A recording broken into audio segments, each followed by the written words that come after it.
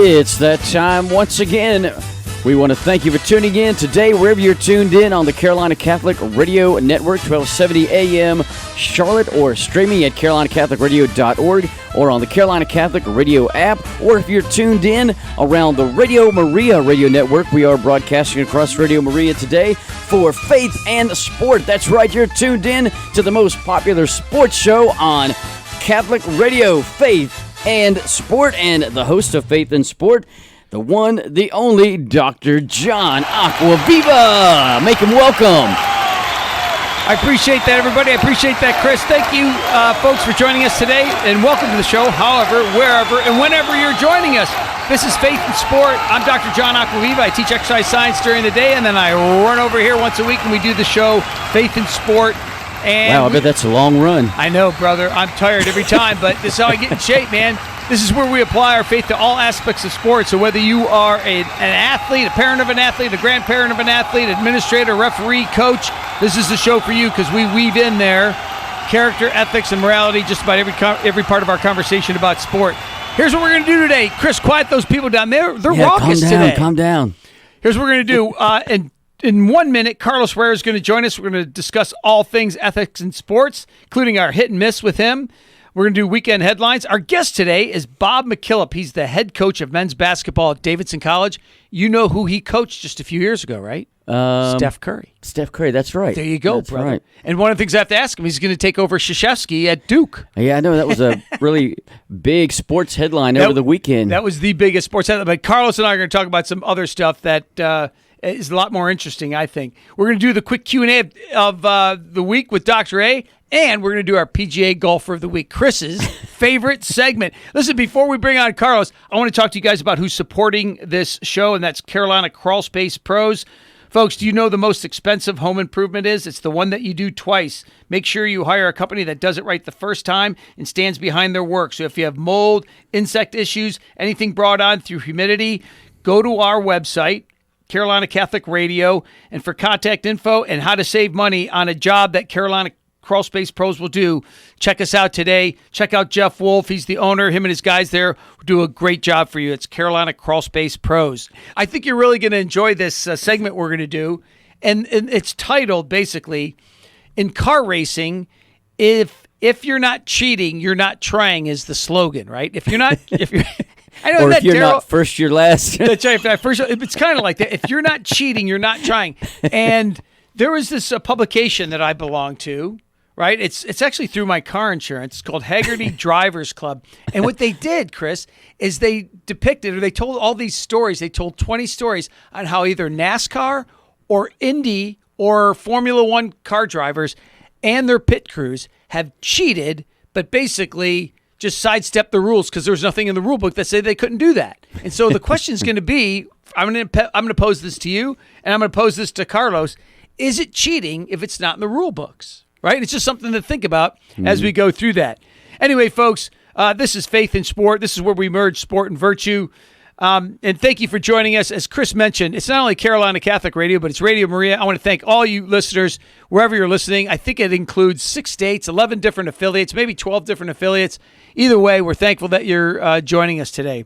If you ever want to contact me, or Carlos for that matter, you can get us both at faithandsportradio.com. So it's John at faithandsportradio.com or Carlos at faithandsportradio.com. And if nothing else, tell us what you like about the show, what you'd see us like to do less of, more of, talk about this, don't talk about that, whatever the case is.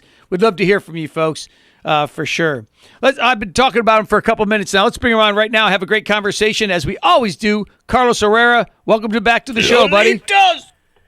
Thank you. Great to be back, Dr. Acquaviva. Oh yeah, this is Chris. This is outstanding, buddy. Yeah. You and I were talking before, just a little while before the show actually aired, and you and I came up with some really good stuff. And actually, I shouldn't make it sound like we just came up with it in the last 3 minutes, but we came up with it over the weekend. We got really good stuff to talk about. So let's get right into it. As normal, Carlos, you and I talk about a hit or miss, something good or bad or positive or negative in the world of sport. And as usual, you go first. What do you have for us, a hit or a miss? So, as always, so many options to choose from. True. Everything from brawls to cheating to lack of respect on the court to, being afraid of meeting the press on a tennis court. So there's so many things, but I want to focus on something that I think is very important to our Catholic faith and the culture of being Catholic and Christian in this country. And it is more so to the fact that, and this is a miss by a huge margin, it is the fact that, and if any of our listeners still haven't heard about it, it is this Equality Act that was passed by the House of Representatives on February 25th. And it was kind of written as an executive order by the Biden administration when they came in. And on the surface, it sounds like totally, who wouldn't be for an Equality Act, right? Like, Yep. It sounds that this would be fair to everybody. But essentially what it does is it starts to blur the reality of gender, physical gender, biological gender, with gender in terms of identity. In other words, if I was born a boy and I felt myself that I feel like I should be a girl, that I can essentially be a girl, and that it would be illegal for anybody to sort of hold you back from that. And why it's so important to us, both as men and as women and as parents and educators, coaches, referees, everything, is because this has real big implications in terms of how participation of sports is done now. And this is kind of the step that we've been talking about in the different court cases about if you're a transgendered individual, i.e., for example, you're a boy and you want to compete in female sports, right? They have been allowing that in certain states, and they've been passing laws against that in other states. But it's starting to become even more embedded kind of in our culture. And to quote you, Pope Francis, and then this was 5 years ago, Pope Francis had a quote, and he basically warned of a global war against marriage and specifically cited gender identity as a great enemy of these sacramental unions. And that was, it was basically paraphrasing something he said 5 years ago. And who would have thought that now in today's time that this has become even more central into what we're dealing with. Folks, we're talking with Carlos Herrera. You're listening to Faith and Sport here at Carolina Catholic Radio, a co-production of Radio Maria. Now, Carlos, you and I have talked about this Equality Act. You and I have talked a lot about, in fact, you and I both feel we're like neck and neck, to make that analogy, in a sprint race for the tape here at the finish on who sees this as more important to our culture. You and I both see this as probably the number one kind of discussion point in the world of sport and ethics. And what you're talking about is something different than our previous conversation, in that we're talking about the Equality Act, this wolf in a sheep's clothing. It sounds great, but it's really riddled with things that are basic teachings against the church. But in particular, Carlos, you and I have talked about high school and college and even professional athletes who make this switch, but they make changes through surgical procedures as well as metabolic changes, in which they're on hormonal therapy, I should say, not metabolic, but hormonal therapy, which affects metabolics. But what you're talking about is these are children that are allowed to just basically claim a sex, and then literally as a result of claiming that, they can compete in that particular sport with whichever sex that they affiliate with. Is that true?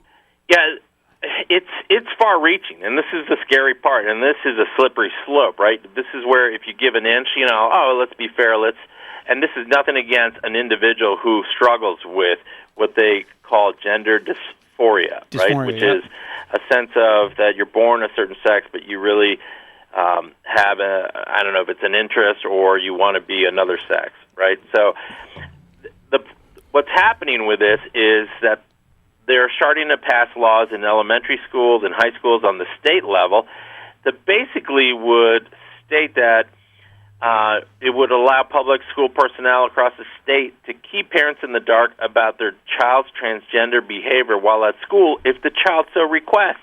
So in other words, it's sort of saying if this is what the child wants, we're also not going to notify the parents, because the parents may not agree with it or want their child to I don't know if it's indulgence behavior or this belief or continuing, but it is setting the guidelines that a child can make the decision from an earlier age without the parent's consent through, I mean, imagine this is high school easily. I don't know if it goes back to elementary school, but again, this is where the slippery slope begins. Absolutely. Folks, thank you for joining us today here on Faith in Sport. You're listening to Carolina Catholic Radio or Radio Maria. Either way, thank you for joining us. We're talking with Carlos Herrera. We're talking about the Equality Act and yet an extension of this that makes this even more sad. Carlos, we have other stuff to talk about, but just for another minute, I want to talk about the commandment of obey your mother and father.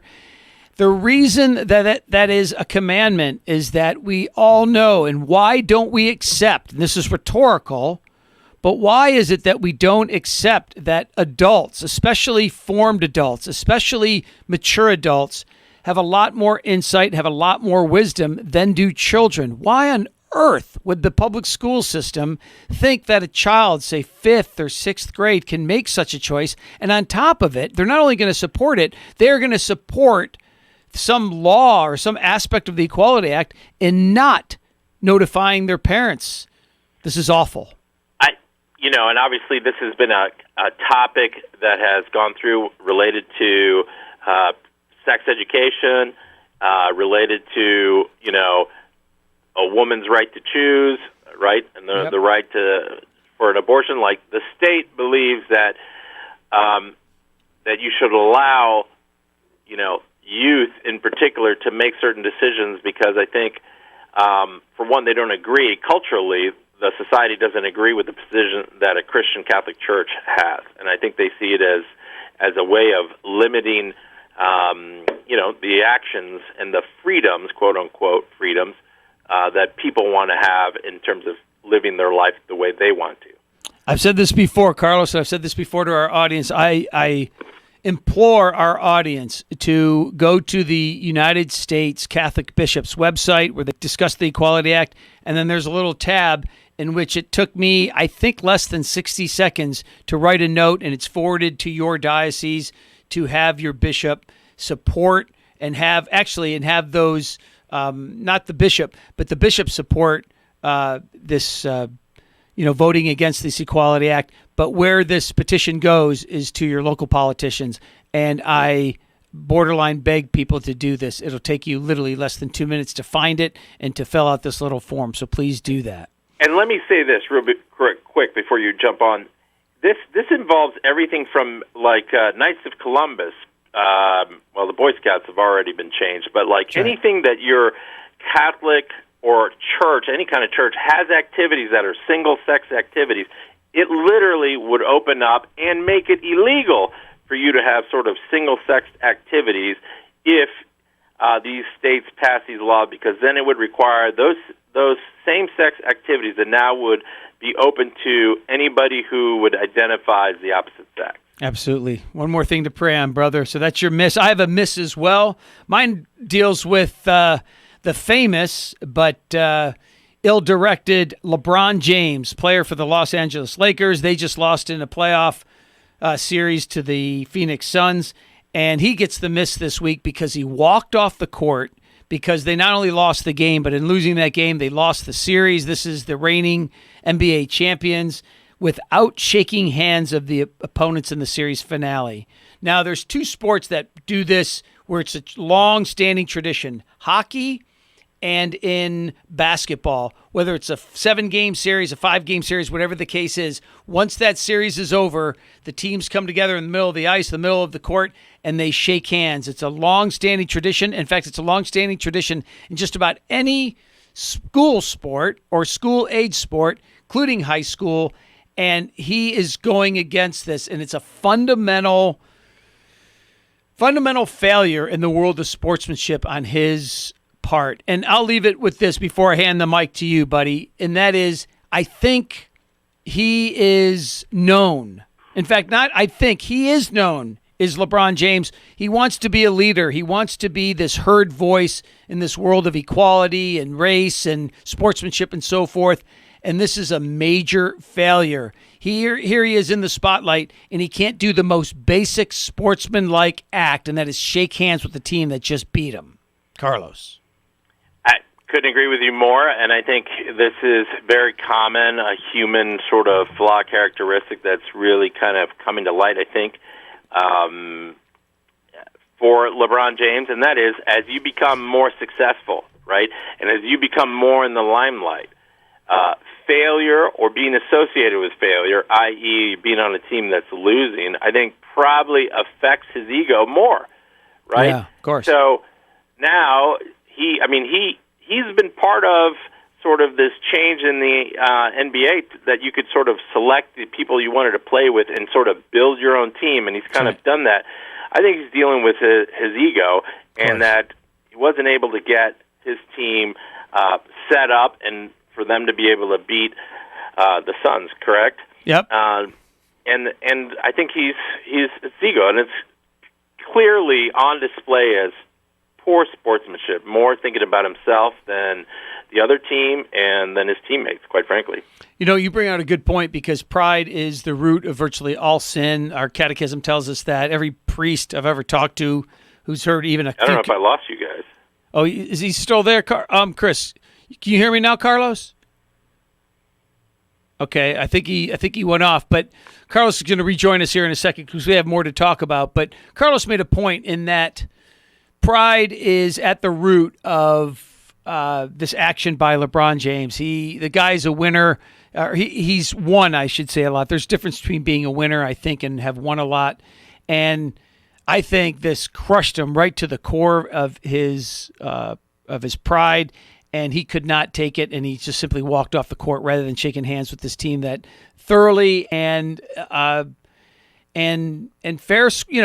it was what's the word I'm looking for? It was fair and square that he lost this series. And here's the thing about pride and about this acknowledgement. I think it's tiered. I think there's people who are formed. I think people consider themselves Christians. There's people who are formed in the Catholic faith and the Christian faith, and they do a lot of reading in Scripture and from the saints and other great people that help form their conscience and help them make good decisions.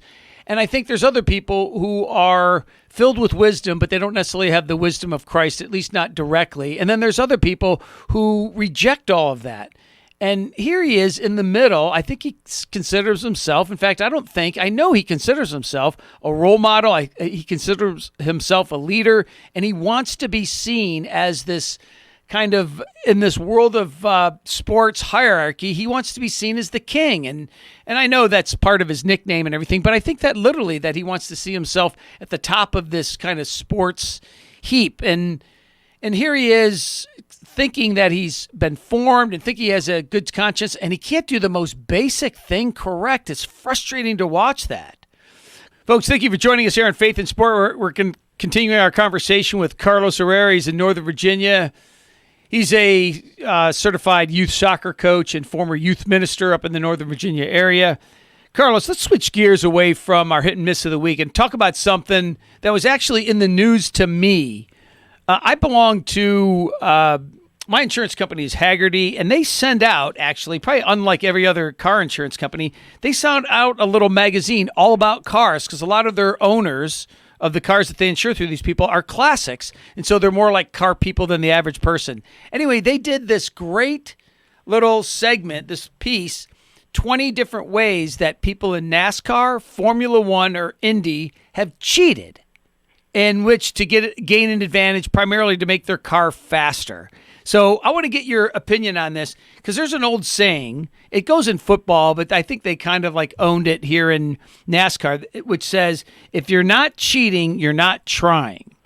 And we know that cheating is blatantly going against the rules. But what these guys do in Formula One and NASCAR and so forth is they just sidestep the rules. So in other words, they just read the rules as they stand and they go, this is what we're going to do, and therefore it keeps them from getting in trouble. But it's actually not always the case. Sometimes they downright get in trouble.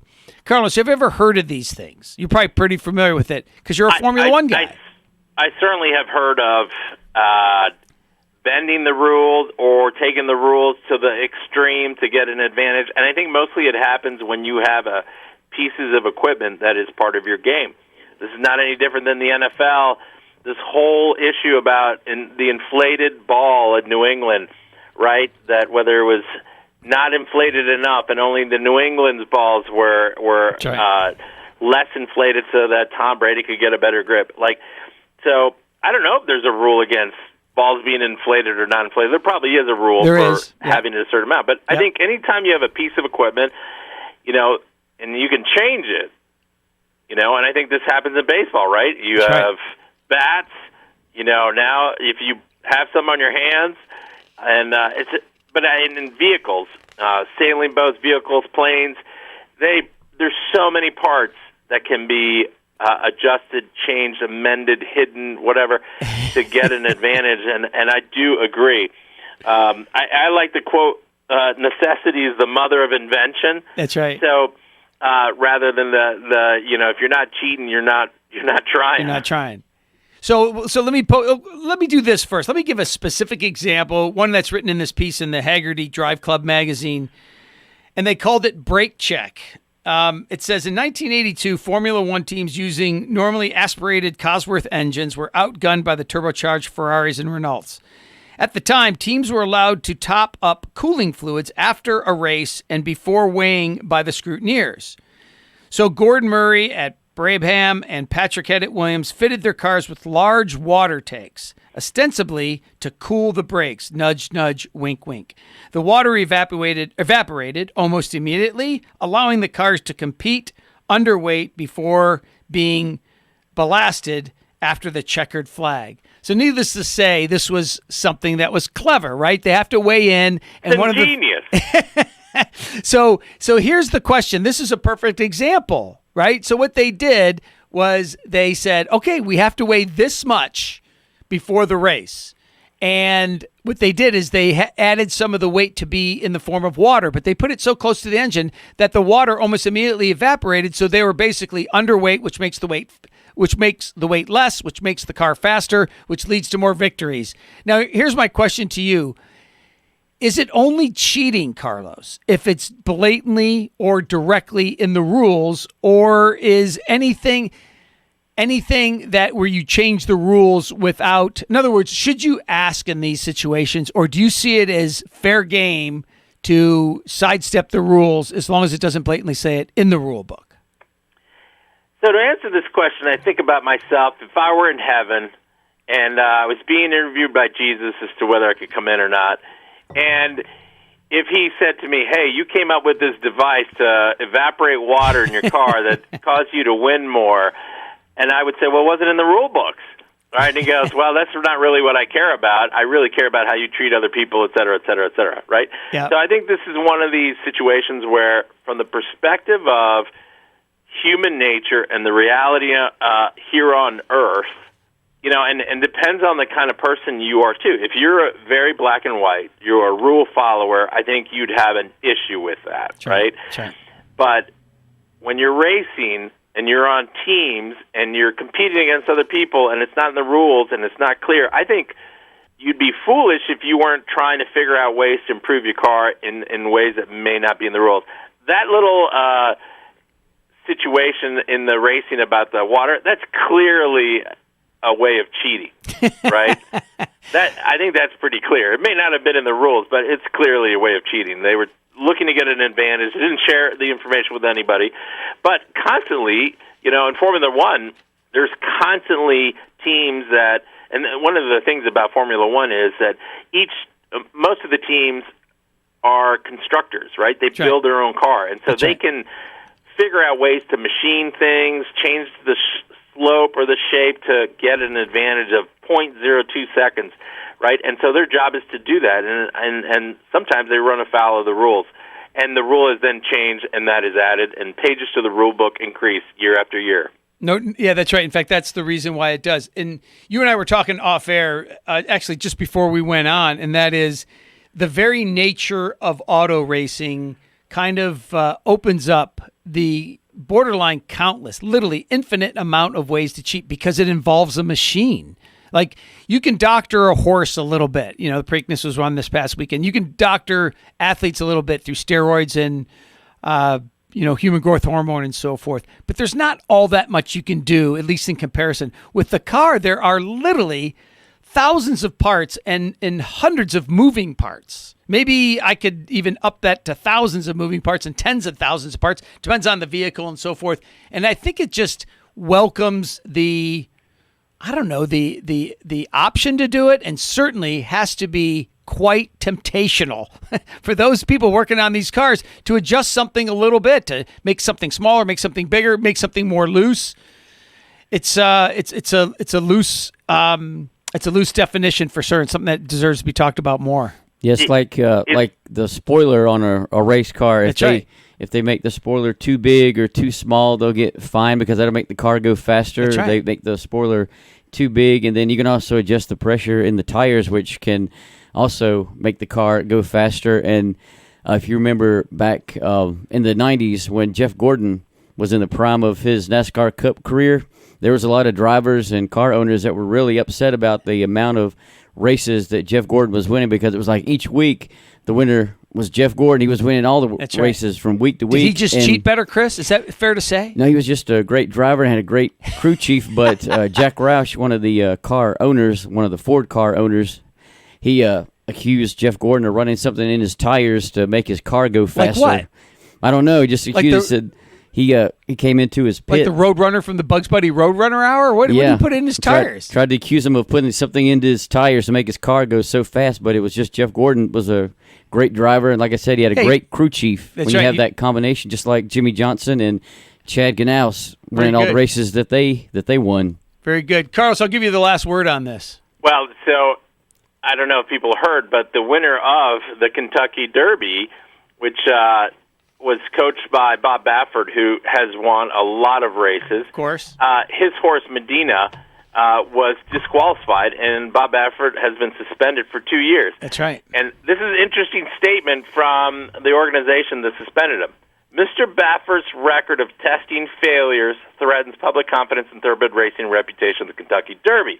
Given these repeated failures over the last year, and this is, I find, very interesting, including the increasingly extraordinary explanations, we firmly believe that asserting our rights to impose these measures are duty and responsibility.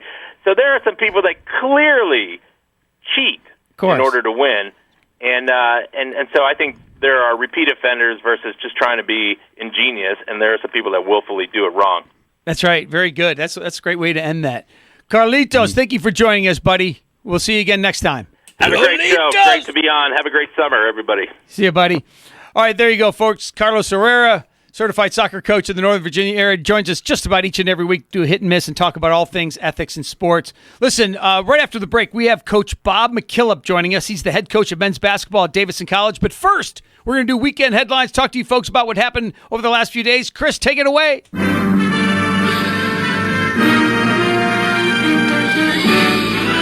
Spanning the globe to bring you the constant variety of sport, the thrill of victory, and the agony of defeat. The human drama of athletic competition.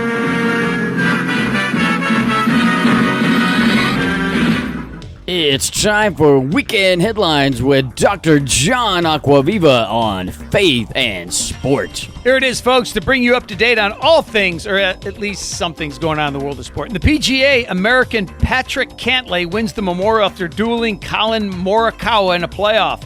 Next up on the tour is the Palmetto Championship, right down the street here in South Carolina.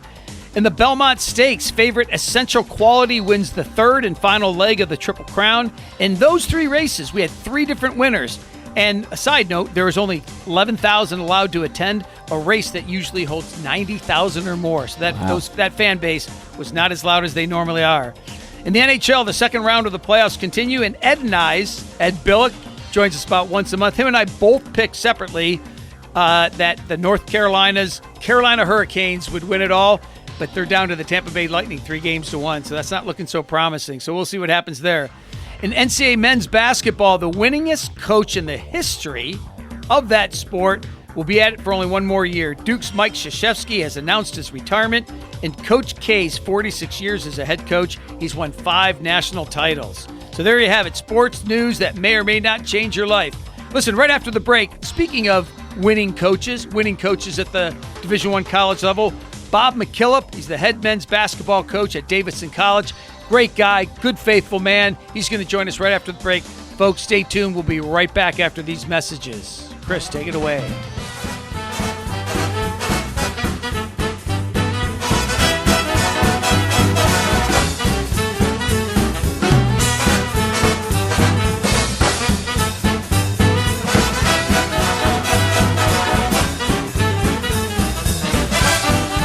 You are listening to Faith and Sport on the Carolina Catholic Radio Network, 1270 AM Charlotte.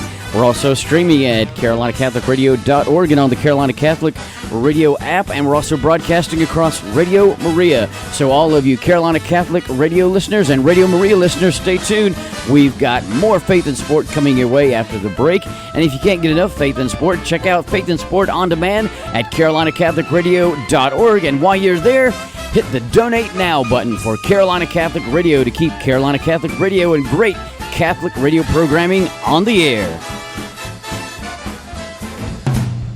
The Carolina Catholic Radio Network and AM 1270 Catholic Radio Charlotte is seeking business partners who share our vision and mission to invest in keeping our Catholic voice alive across the Carolinas. For more information, contact us through our website at carolinacatholicradio.org. Carolina Catholic News, Quo Vadis Days.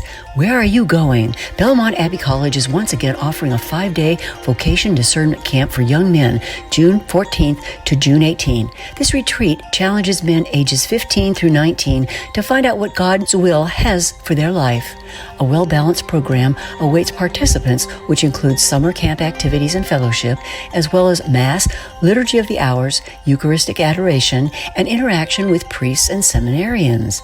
The cost for this exceptional event is $150, which includes lodging at the college, meals, and supplies. Financial assistance may be available. Registration has begun. For details, contact Father Brian Becker at bjbecker@charlottediocese.org. For the Carolina Catholic News, I'm Pam Cullen. God bless y'all.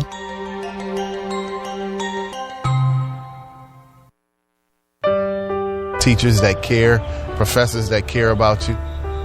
Just an awesome experience all around. There's peace here. There's encouragement here. Faculty, everybody that works here, they really set you up for success. I don't think I have ever felt as loved and as supported and as encouraged as I have at the Abbey. There's something here that's underlying and intrinsic. There's like a spirit of love and community. And I think the spirit is God's presence here. Belmont Abbey College, a world away, but close to home. Visit us at belmontabbeycollege.edu. Hello, this is Pepper Martin on Carolina Catholic Radio Network. I am your host of Keeping Catholic Real, and we want to hear from you, the listening audience. I know how much my faith grows more and more every time I talk to other Catholics and hear their stories. We are all God's children, and every one of us has an amazing story about our faith. Whether it was a moment in time where God was revealed or when you think God really spoke to you, we know you have something to contribute and we want to hear it. If you would like to share your stories and experiences about how you keep Catholic real in your life, or if you have a specific topic you would like to hear about, contact us by email at feedback@carolinacatholicradio.org. This is Pepper Martin, and again, that email is feedback@carolinacatholicradio.org. I look forward to hearing what you have to offer. Carolina Catholic Radio is here to encourage Catholics to learn, love, and live their faith. We're here to go into the breach when the active parishioner leaves the pew, when the inactive or fallen away Catholic needs reminding, and when a Christian is searching for answers only found in the church that Jesus Christ started with his apostles over 2,000 years ago. Please consider making a one-time donation or monthly pledge today. For more information, contact us through our website at carolinacatholicradio.org.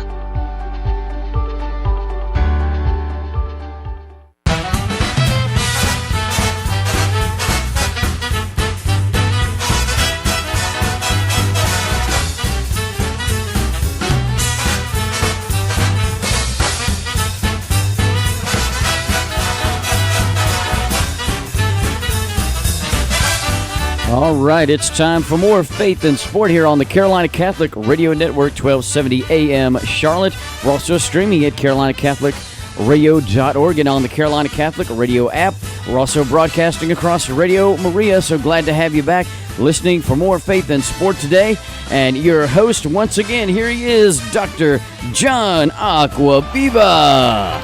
Thank you, folks, joining us here on Faith in Sport, where we apply our faith to all aspects of sport. Listen, before we move on, in fact, coming up in just in 1 minute is going to be Bob Mckillop. He is the head coach of men's basketball at Davidson College. Had a couple good conversations with this guy. Him and I have gone back and forth via email, and I think he's a perfect guest for this show. Good, faithful guy, long-standing person in the community there at Davidson College, really successful guy, and as a coach there at Davidson and other places. He's coming on just in 1 minute.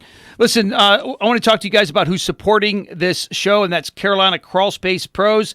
Folks, do you know the most expensive home improvement is? It's the one that you do twice. Make sure you hire a company that does it right the first time and stands behind their work. So if you have mold, insect issues, anything brought on through humidity, go to our website, Carolina Catholic Radio, and for contact info and how to save money on a job that Carolina Crawl Space Pros will do, check us out today. Check out Jeff Wolf. He's the owner. Him and his guys there do a great job for you. It's Carolina Crawl Space Pros.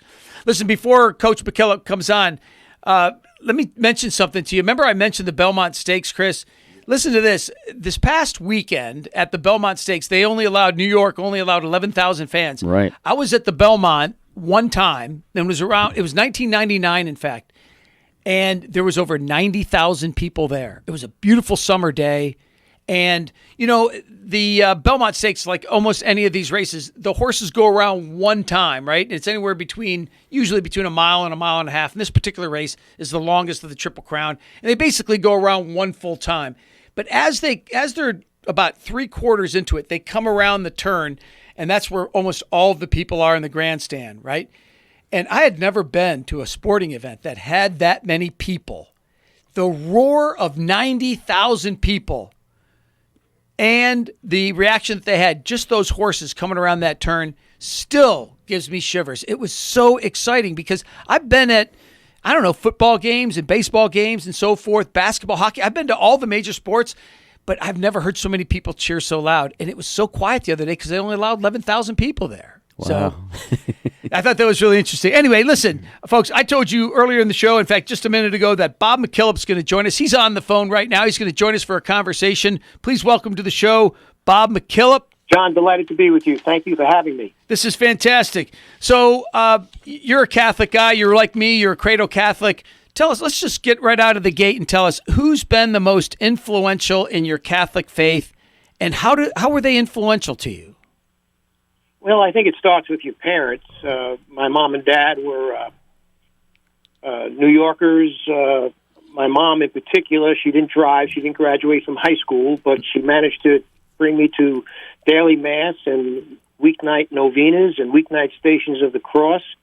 And what was fascinating was that we would walk there, and she'd give me a replay about her faith growing up and about what we were about to do that evening or that day. And she grew up Episcopalian, and when she married my dad, she converted to Catholicism. Awesome. And my dad was the typical dad from that was born just before the Depression and fought in World War II. He's a New York City cop, and never shared anything other than through his actions. Yeah. And his actions spoke a lot louder than his words, and kind of makes me reflect upon what Francis Assisi once said. Preach without words. That's right. And he certainly did that by the way he lived his life as a New York City cop. And then you take it a step further, and a product of Catholic grammar school, Catholic high school, the nuns that I had, the Dominican nuns that I had at Our Lady Perpetual Help, and the Sisters of Mercy that I had at the Sacred Heart were extraordinary. And then the Marianist priests and brothers that I had at Chaminade High School were equally extraordinary. And we've heard so many horror stories about the clergy, and we've seen far too many Hollywood movies that are critical of the clergy. Let me tell you, that brush that's painted them in such a poor way, I think, is too far prejudicial. There are some bad ones, no doubt about it. Just like my dad, a city cop, there were some bad cops. Yep. But my dad was as honest as the day is long, and the nuns and the parish priests and the Marianist brothers that I had were some of the finest people I've ever met. Amen, brother. I'm glad you said that because not too many people are saying it. Certainly on these Catholic airwaves, we mention stuff like that on a regular basis. But the everyday listener to social media and to the major networks and so forth, they need to be reminded of that. And Bob, I think it's great that when I asked you that question, who's been the most influential, you mentioned your parents, and what a blessing that is. It's certainly the case with me. There's other people on the fringe that were factors there as well, but it's one of the reasons you and I probably both feel especially blessed. Folks, you're listening to Faith in Sport. You're listening to Carolina Catholic Radio, a co-production of Radio Maria. We are talking with Bob Mckillop. He's the head coach of men's basketball at Davidson College. He's the all-time winningest coach there. He's been there since 1989. He's also the coach of 5 New York State high school championship teams as well.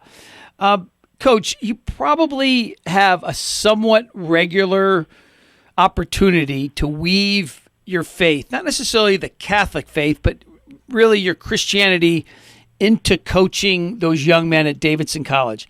How do you do that? Well, I think we are all coaches. Coach father, coach mother, coach wife, coach husband, coach son, coach daughter, coach colleague, coach friend. And in that capacity, it's a ministry.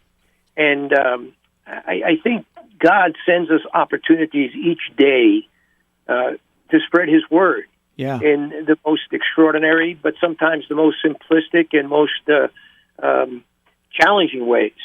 And for me at Davidson College, I've been fortunate to have a rather ecumenical background. I was, a product of Catholic education. I taught at a Catholic high school, but I was the headmaster of a Lutheran high school. And here I am now at a Presbyterian college. And so I've worn a lot of different hats in terms of denomination. So I am very conscious of the fact that I am a Roman Catholic and a practicing one. And I also think that by the way I do things and by the way I live my life is probably the greatest representation of that faith without having to hammer that point home. And that, I think, came from my father and the way he taught me his religion. And again, I referenced Francis Assisi before, but I think it was Pope John Paul II. He said what this century needs is more witnesses, not teachers. That's right. And, heaven forbid I say that on a college campus, but nevertheless, there's some great validity to that. We always say a prayer before the game, and I don't make it a prayer that is anything but spontaneous. It's a spontaneous prayer to God, asking Him for His guidance, for His grace, and that we do as well as we can, and always keep mindful that this is a gift from Him. Absolutely. And it's interesting that I don't make it a Our Father or a Hail Mary, because I remember I was a high school coach, and Louis Carnesecca, the great legendary Hall of Fame coach from St. John's University, was a dear friend and taught me much about coaching. And Louis would always say a Hail Mary before the huddle, before the team broke to go on the court from their huddle. And I always marveled because I knew there were a lot of non-Catholics on the St. John's team, and yet he would still say that Hail Mary. And I always found that kind of interesting. And for us, we certainly don't have a team filled with Roman Catholics, but some are agnostics, some are other denominations. In fact, one couple of seasons we had a Muslim, and he had asked personally of me if he could excuse himself from the prayer in the locker room prior to the game. And he said to me that he shared that experience with his imam, and they suggested to him that it'd be better if he excuses himself from the locker room. So we did that, and it demonstrated to me the power of communication. He spoke to his teammates about it, he spoke to me about it, and the respect that was accorded to him and that he accorded to us was extraordinary. And maybe if we had more communication and more respect in our world, maybe there'd be a little bit more harmony in our world. No doubt. Folks, if you're just joining us, you're listening to Faith in Sport, where we merge sport and virtue. And we're speaking with Bob Mckillop, the head coach of men's basketball at Davidson College. Bob, I think my guess is you're like a lot of head coaches, especially at a Division I university, well known around here for sure. You probably get asked to speak a lot to sports groups at ceremonies of some sort. give a presentation. What is it when they ask you to speak? What do you think the audience most wants to hear from you?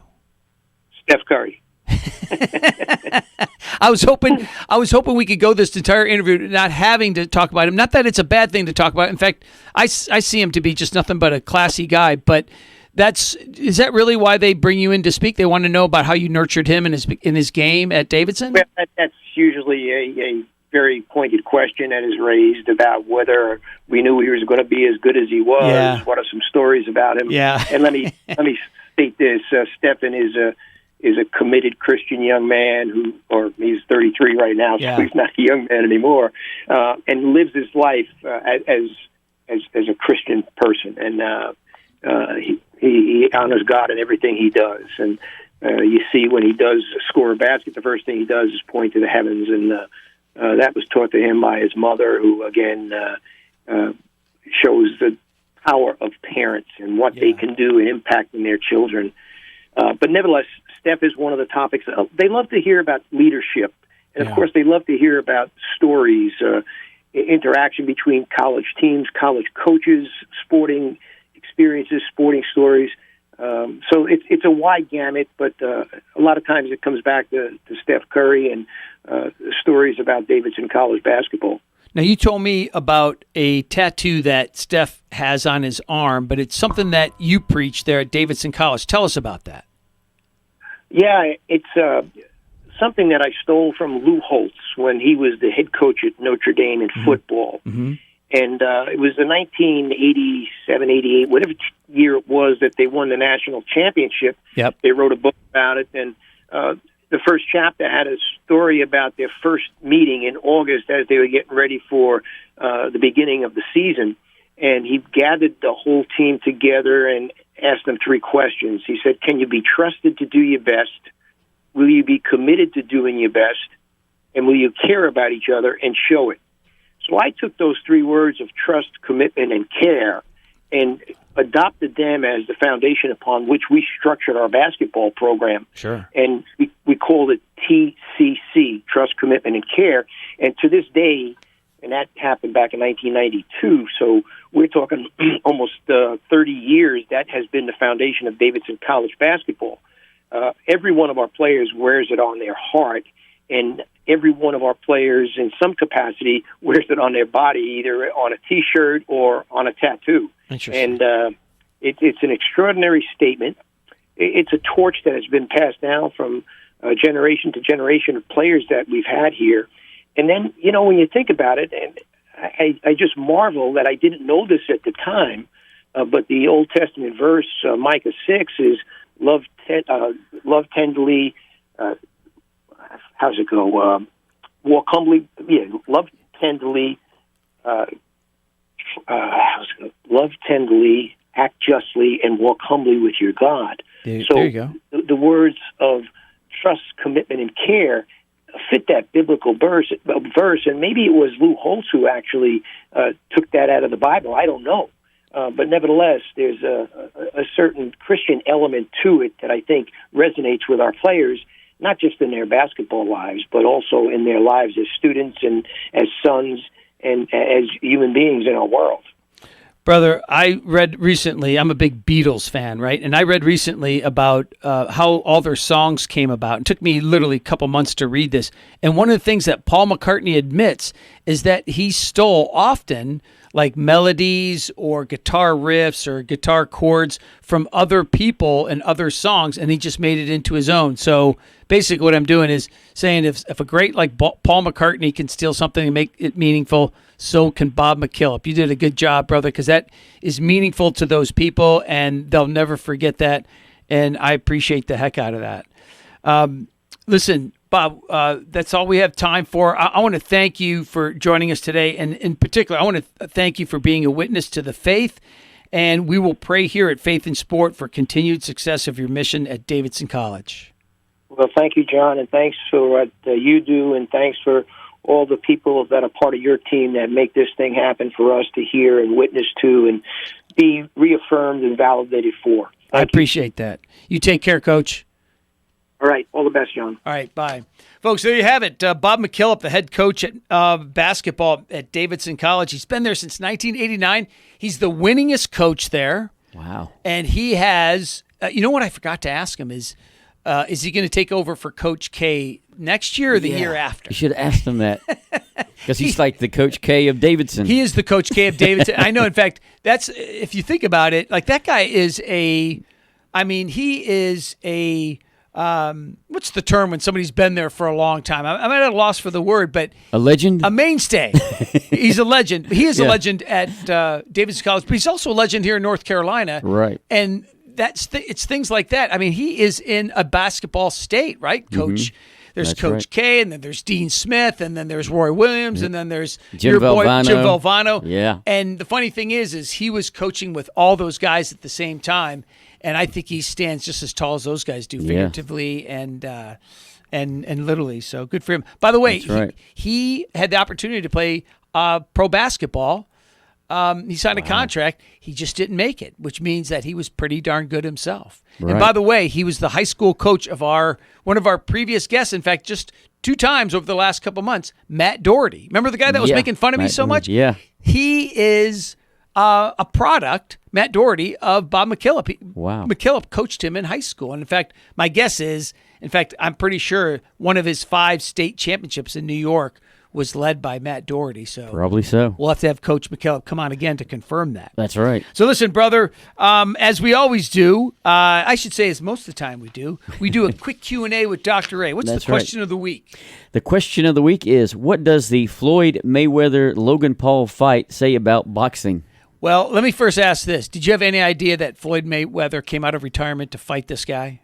Yeah. Okay. I thought it was crazy. I mean, I don't know. Who's Logan Paul? Tell me who you know Logan Paul to be. He's like a big time YouTuber. That's right. That's right. In fact, that's the very first thing. When I looked him up, I thought it was going to say something like American boxer, American MMA guy. And a big Pokemon Go guy. I mean, he even wore to the match. He wore this Pokemon card around his neck. I guess to give himself luck or something.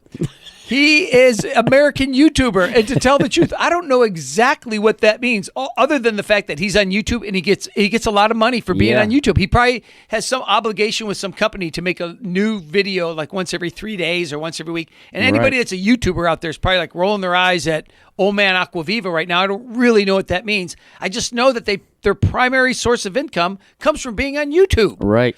All right. So the question was, what does it say about boxing? Well, it says a lot about boxing, brother. Yeah. First of all, it says it's not really about boxing. Nope. It's really about money, right? That's right. In any way they can manufacture money. The same thing with who's our Irish boy that fought Mayweather 2 years ago? Conor McGregor. Conor McGregor. Now, even though that was a much better fight than this, it was. He's an MMA guy. He knows how to box. He actually gave us quite a show. Right. But clearly, they made a lot of money. In fact, I want to say Conor McGregor made $3 million, which means Floyd Mayweather won, I think, upwards of $10 million. Maybe like 9 or 10. Some crazy number.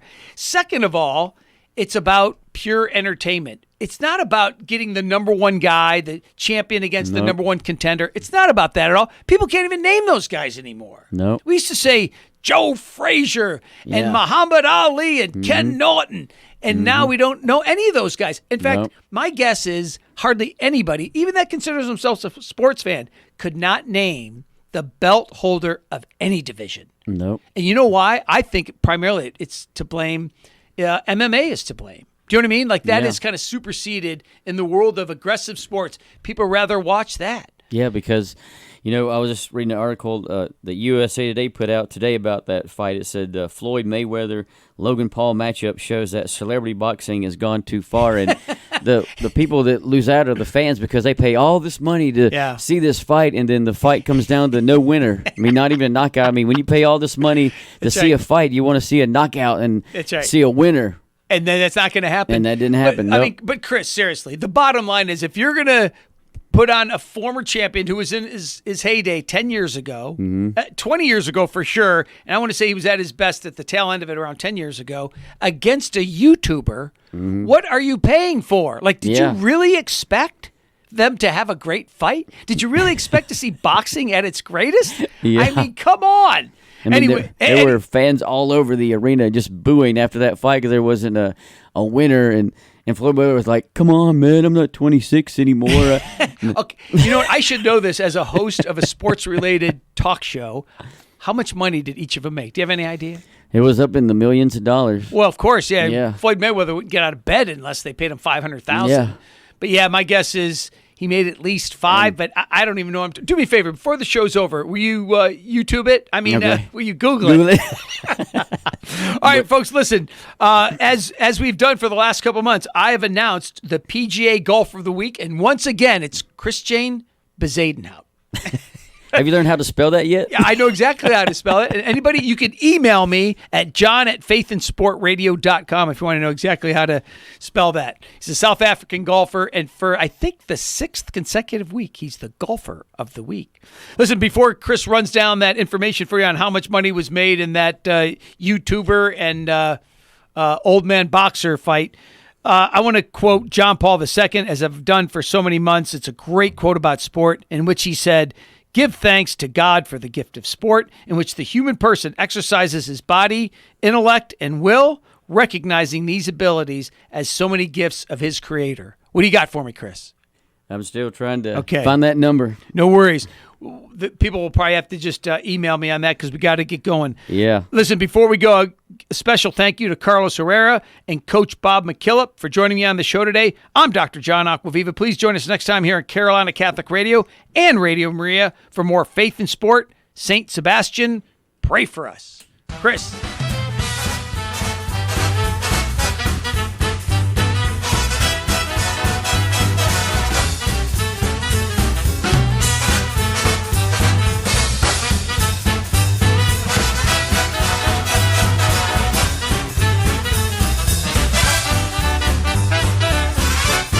You've been listening to Faith in Sport on the Carolina Catholic Radio Network, 1270 AM Charlotte. Also streaming at carolinacatholicradio.org and on the Carolina Catholic Radio app. And we want to thank all of our Radio Maria listeners for tuning in as well. We are broadcasting across the Radio Maria Radio Network. We want to thank all of you for tuning in to Faith in Sport today. And if you can't get enough Faith in Sport, check out carolinacatholicradio.org for Faith in Sport on demand and for all of the encore presentation times throughout the week where you can catch Faith in Sport. And make sure when you're at carolinacatholicradio.org to hit that donate button.